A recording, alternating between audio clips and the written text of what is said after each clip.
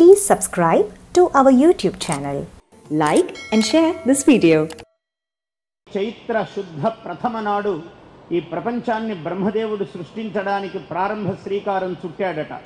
అందువల్ల ఈ చైత్ర శుద్ధ ప్రథమ ఉగాది అయినది. మనకు ఈ ఉగాది వసంత మాసముతో ప్రారంభమవుతుంది. వసంతము చైత్ర వైశాఖ మాసములు రెండు, మధుశ్చ మాధవశ్చ వాసంతికా వృతు అన్నారు వేదములో. మధుమాసము అంటే వసంత మాసము, మాధవ మాసము అంటే వైశాఖ మాసము. ఇలా చైత్ర వైశాఖ మాసములు రెండూ కూడా వసంత ఋతు ప్రతీకలు. ఇటువంటి ఈ మాసములో ఉగాది ప్రారంభమవుతూ ఉన్నది.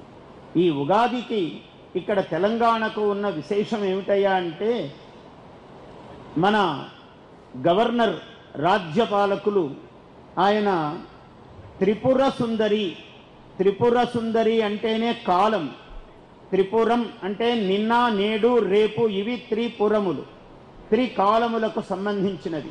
అటువంటి త్రిపుర సుందరీ దేవత అనుగ్రహమును త్రిపుర నుంచి తెలంగాణకు తే రెండు అక్షరములకు సామ్యం ఉన్నది కాబట్టి త్రిపుర నుంచి తెలంగాణకు త్రిపుర సుందరి కటాక్షమును తీసుకువచ్చిన మన జిష్ణుదేవ వర్మ సుధాప్రియులైనటువంటి వారికి సభాముఖంగా మొట్టమొదట ఆశీర్వచనం చూస్తూ ఉన్నాను.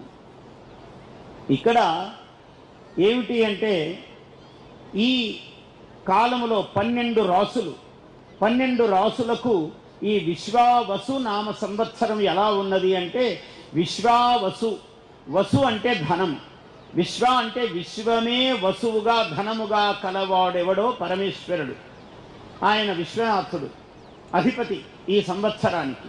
అట్లాగే విశ్వేషాం జనానాం వసు, విశ్వావసు అన్నారు. అంటే విశ్వములో తెలుగు, ఇది తెలుగు వాళ్ళ పండుగ. మనకు దాక్షిణాత్య రాష్ట్రాలకు సంబంధించినటువంటి పండుగ ఈ ఉగాది. అలా ఈ రాష్ట్రాలకు సంబంధించినటువంటి తెలుగు, ఈ తమిళ, కన్నడం, ఈ మహారాష్ట్ర, ఈ ప్రాంతాలకు ఈషద్భేదముతో ఈ ఉగాది పండుగ జరుగుతూ ఉన్నది. అందువల్ల ఈ ప్రాంతవాసులందరూ ఈ విశ్వమునకు సంబంధించినటువంటి వసు, ధనము అంటే ప్రతి వ్యక్తికి ధనము, ఐశ్వర్యము, ఈ ఆరోగ్యము ఈ సంవత్సరంలో సంప్రాప్తిస్తుంది. కారణమేమంటే విశ్వావసు అన్న దానిలో వ అన్నది అమృత బీజం.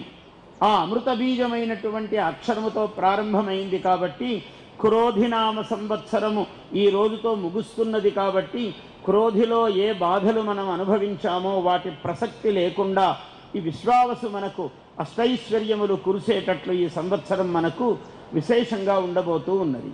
ఎందుకంటే ఏ వారము రోజు ఉగాది ప్రారంభమైతే ఆ వారాధిపతి అయిన గ్రహము ఆ సంవత్సరానికి రాజు అవుతున్నాడు, అధిపతి. ఆదివారము నాడు ఈ పండుగ ఏర్పడుతున్నది కాబట్టి భానువాసనము, కాబట్టి భానువు సూర్యుడు ఈ సంవత్సరానికి అధిపతి, రాజు అవుతూ ఉన్నాడు. చంద్రుడు ఈ సంవత్సరానికి మంత్రి అవుతూ ఉన్నాడు. అధ్యక్షుడు శనైశ్వరుడుగా ఉన్నాడు.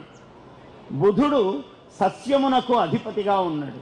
ఇలా నవనాయకులు అంటారు. 9 మంది గ్రహ నాయకులలో 4 అత్యంతము శుభము కలిగించే గ్రహాలుగా ఉన్నారు. అలాగే 30 మంది విస్తృతమైనటువంటి నాయకులలో 19 మంది నాయకులు లోకానికి హితకారులుగా ఉన్నారు. తెలంగాణ రాష్ట్రము అన్ని విధాల పాడి పంటలతో, చక్కని వర్షములతో, ఆయురారోగ్య ఐశ్వర్యములతో ఈ రాష్ట్రము ఈ విశ్వావసునామ సంవత్సరములో వర్ధిల్లుతుంది అనటములో ఎటువంటి సందేహము లేదు. ఎందుకంటే ఈ విశ్వావసు అన్నదే విశ్వా అన్నదానికి దీర్ఘము కూడా ఉన్నది వ్యాకరణ శాస్త్రం ప్రకారము. అందువల్ల అంటే విశ్వము ఇంకా దీర్ఘితమవుతూ ఉన్నది. అనేక విధాలైనటువంటి ఒక కొత్త ఆలోచనలు చేస్తాయి, కొత్త ప్రణాళికలు పెడతారు. ప్రజాహితమైనటువంటి నూతనమైన కార్యక్రమాలు మన ఈ విద్యారంగములోను, అలాగే వైద్య రంగములోను, అదేవిధంగా నిర్మాణ రంగములోను, భవన నిర్మాణ రంగములోను ఒక విశేషమైనటువంటి అనుగ్రహము ఈ సంవత్సరము రాష్ట్రానికి ఏర్పడుతుంది. మంచి వర్షము, పాడి పంటలు మంచి. కారణం ఏమిటంటే బుధుడు సస్యాధిపతిగా ఉన్నాడు. సస్యము ఆకుపచ్చ రంగు. బుధుడు అంటే పంటలు ఎక్కువగా ఆకుపచ్చ రంగు ప్రధానముగా మొక్కలన్నీ ఆకుపచ్చదనంతోనే ఉంటాయి కాబట్టి ఎప్పుడైతే బుధుడు సస్యాధిపతి అయ్యాడో పాడి పంటలు చాలా బాగుంటాయని చెప్పవలసిన ఫలము ఉన్నది. ఆ విధంగా పాడి పంటలతో మన రాష్ట్రము తెలంగాణ రాష్ట్రము సుభిక్షంగా అలరారుతుంది అనటములో సందేహము లేదు. గోపాలుడు దొడ్డియందు అంటే ఆ పశుశాలలో గోవులను కట్టేవారు ఎవరయ్యా అంటే గోపాలకృష్ణుడు అన్నారు. కృష్ణ పరమాత్మ గోవులను కాసేవాడు అవుతున్నాడు కాబట్టి పాడి అనేది కూడా చాలా బాగా ఉంటుంది. ఎందుకంటే ప్రాణాధారము మనందరికీ కూడా ముఖ్యముగా పాలు అన్నింటికీ మూలము. పాలే నెయ్యిగా పరిణమించి యజ్ఞయాగాది క్రతువులు ధర్మ నిర్వహణకు పనికి వస్తాయి.